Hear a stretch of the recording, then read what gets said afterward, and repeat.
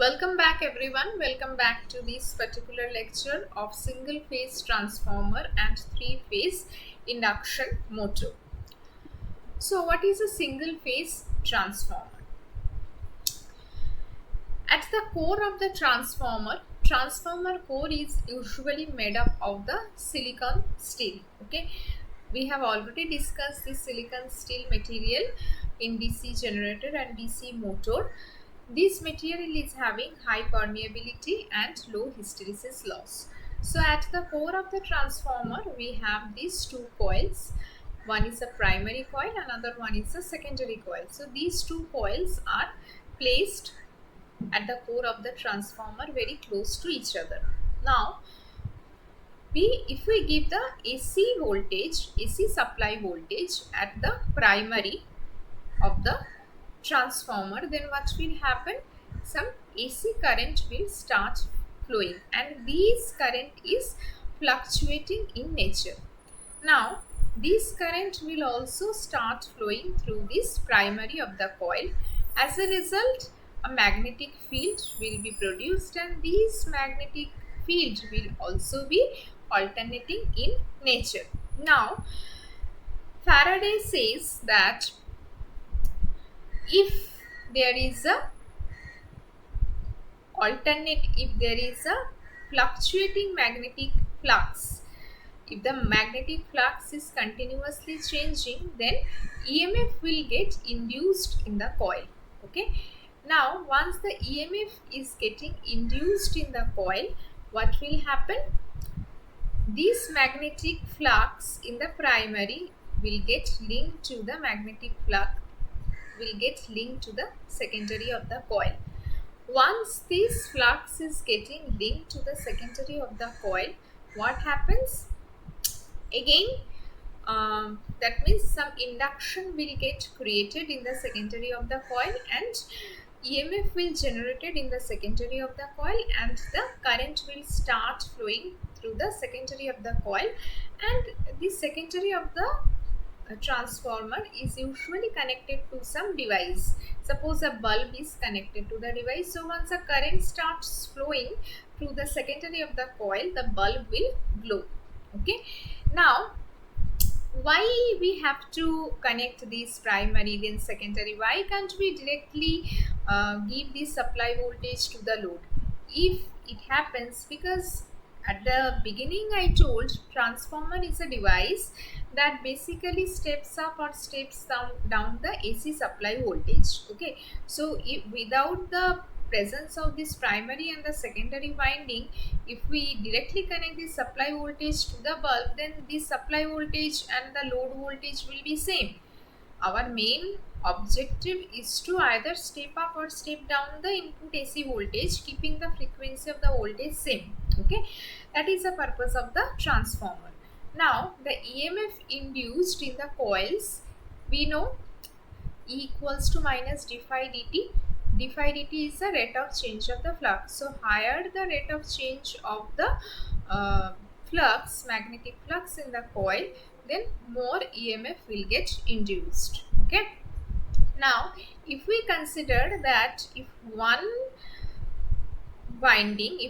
coil it is having an EMF of E, if we consider that at the primary side the number of windings is NP and at the secondary side the number of winding is NS, then if coil is having EMF E, then the total voltage or total EMF induced in the primary coil will be Vp equals to Np into E. Similarly, the total voltage or EMF induced in the secondary of the coil Ns equals to Ns into E, where EMF induced in each winding or each coil is E.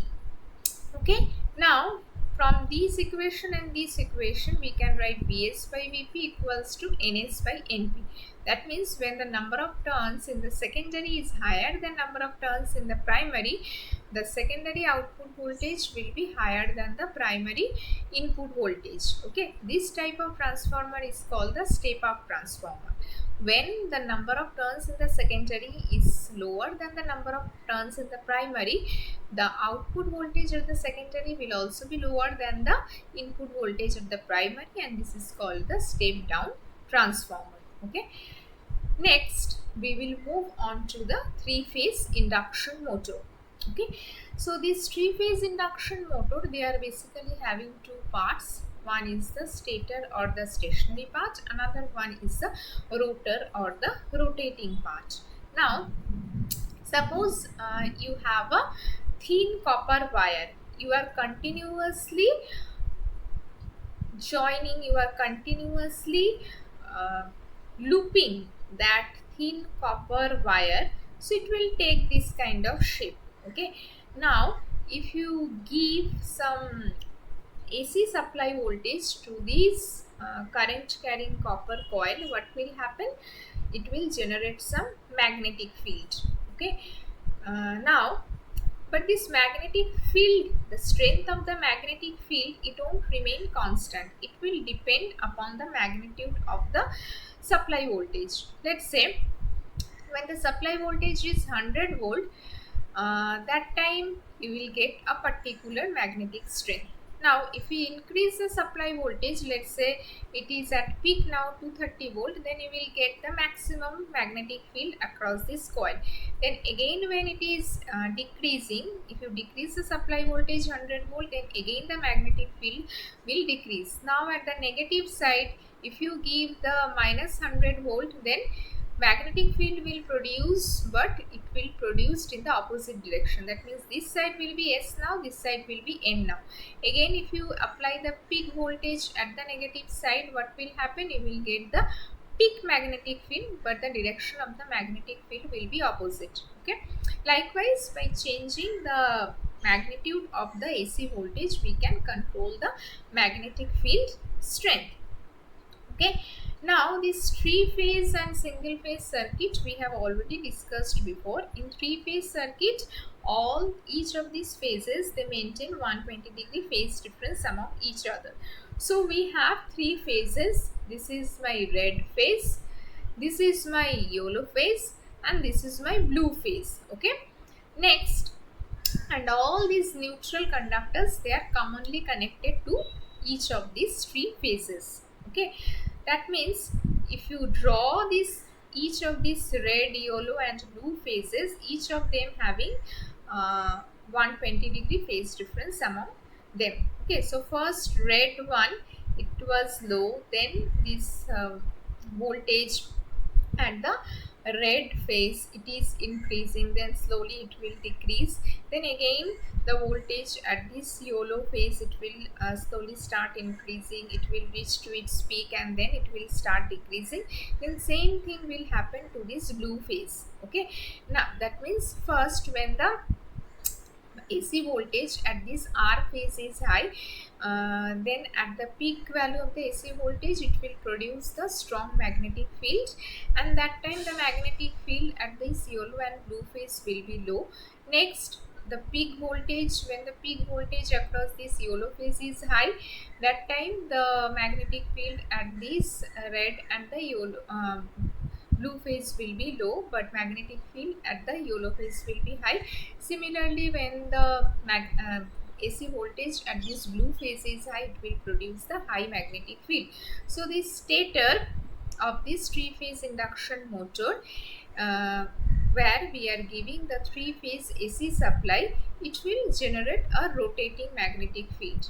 So that means it will generate an RMF. Okay, it will generate a rotating magnetic field. Okay, now if we suppose this is a conductor, okay, these are the two feed poles of the conductor, you are placing a closed conductor in a magnetic field. What will happen? This magnetic field lines, you can see these are coming out from the magnet. So when you place this conductor inside the magnetic field, what will happen? As per the Faraday's law of electromagnetic induction, some EMF will get induced in the conductor. But this magnetic field, this is stationary in nature, so only one time EMF will get induced in the conductor. If we want EMF to keep on changing inside this closed conductor, then we have to keep on changing the direction of the magnetic field from bottom to top or top to bottom, like that. Then only we will be able to change the EMF in the conductor. Okay, so your three-phase induction motor, it takes this concept only. Okay, now in this three-phase induction motor, we have seen the stator part is the stationary part where we are applying the three-phase AC supply. As a result, it is producing the stator winding. It will produce the magnetic field, rotating magnetic field. Okay, now the rotor part is the inner part, which is the moving part of the three-phase induction motor. We have two types of rotor in three-phase induction motor. One is a squirrel cage rotor, another one is a wound type rotor or slip ring type rotor. Suppose this is the diagram of the rotor.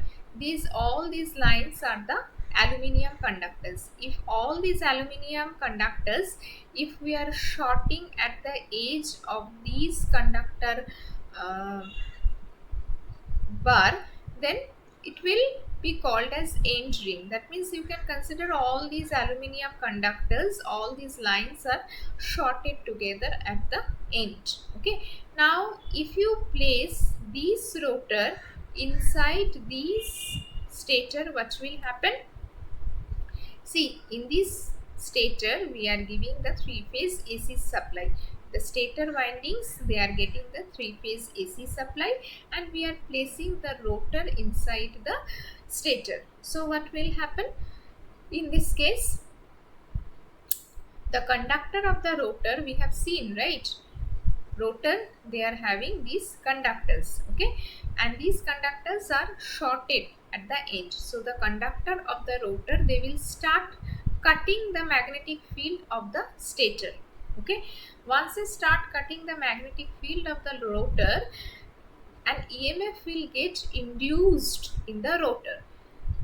Okay, and current will start flowing through the rotor, and rotor will produce its own magnetic field. If you notice here perfectly, carefully, we are giving the three-phase AC supply to the stator winding only. We didn't give any direct supply to the rotor. We just placed the rotor conductor inside the stator magnetic field, and the conductor, it has started cutting the stator magnetic field, and EMF is getting induced in the rotor. Current starts flowing through the rotor, and rotor will generate its own magnetic field. Let us just consider this situation like this. These are my stator magnets. Okay, you are placing this closed rotor conductor inside the stator magnetic field. So what will happen? This rotor, it will produce its own magnetic field, but this magnetic field will oppose the stator magnetic field.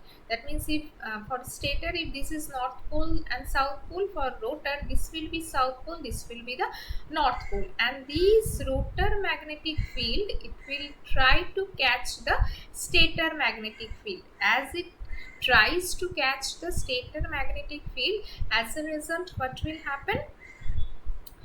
Once this rotor magnetic field, it starts catching the stator magnetic field, and then a torque will get generated. Once this torque is getting generated, the rotor will start rotating within the stator magnetic field. This is how the three-phase induction motor works, and this three-phase induction motor, it is a self-starting motor. That means we don't have to apply any external push in order to start this kind of motor.